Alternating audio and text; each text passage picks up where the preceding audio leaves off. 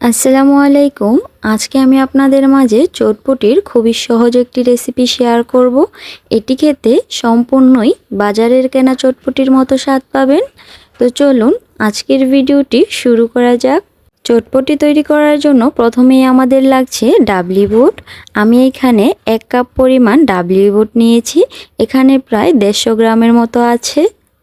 এবার এই বুটগুলোকে পর্যাপ্ত পরিমাণ পানি দিয়ে ভেজাতে হবে। আপনারা চাইলে আগের দিন রাতে ভিজিয়ে রাখতে পারেন, নয়তোবা কমপক্ষে 4 ঘন্টা আগে ভিজিয়ে রাখবেন। এতে করে পারফেক্টভাবে ডালগুলো ফুলে উঠবে।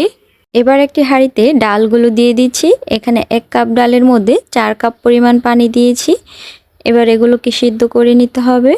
ডালের মধ্যে কিছুটা লবণ এবং অল্প পরিমাণ হলুদ গুঁড়ো মিশিয়ে সেদ্ধ হওয়ার আগ পর্যন্ত অপেক্ষা করছি। আর এদিকে আরেকটি হাঁড়িতে 2টি আলু এবং একটি ডিম সিদ্ধ করতে দিয়েছি। এগুলি সিদ্ধ হতে হতে এই ফাঁকে আমি তেঁতুলের টকের মিশ্রণটা রেডি করে নিচ্ছি। একটি বাটিতে তেঁতুল নিয়েছি। বাজারের কেনা তেঁতুল খুবই শক্ত টাইপের হয়, এই জন্য এখানে গরম পানি দেব।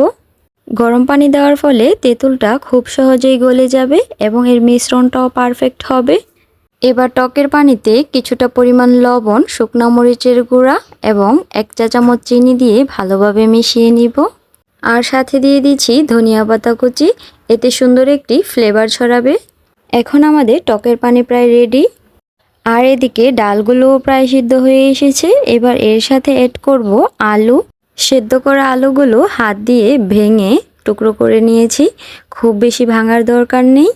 এরপর চটপটি মশলা দিয়ে দিব 2 চা চামচ, আর হাফ চা চামচ দিব জিরা গুঁড়ো। সবগুলো দিয়ে একসাথে আরেকটু জাল করে নেব।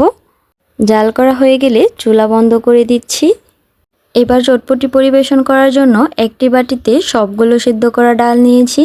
এরপর দিয়ে দিচ্ছি টকের পানি। এখানে ডালের মধ্যে যদি পানির পরিমাণ কম থাকে তাহলে টকের পানি বাড়িয়ে দিবেন, আর যদি ডালের মধ্যে পানি থাকে তাহলে টকের পরিমাণটা কম করে দিবেন। এরপর দিচ্ছি চটপটি মশলা। এখানে 2 চা চামচের মতো চটপটি মশলা দিয়েছি। এরপর আপনাদের পছন্দ মতো পেঁয়াজ কুচি, কাঁচামরিচ কুচি, টমেটো কুচি, শসা কুচি এবং ধনিয়া পাতা কুচি দিয়ে ভালোভাবে নেড়েচেড়ে মিশিয়ে নেবেন। আরেকটি কথা, 150 গ্রাম ডালের মধ্যে 2টি আলু দিয়ে অন্তত 5 থেকে 6 জন মানুষকে পরিবেশন করতে পারবেন। আজকের ভিডিওটি কেমন লেগেছে অবশ্যই কমেন্ট করে জানাবেন, আর চ্যানেলটি সাবস্ক্রাইব করতে ভুলবেন না। সবাই ভালো থাকবেন। আজকের মতো এই পর্যন্তই। আল্লাহ হাফেজ।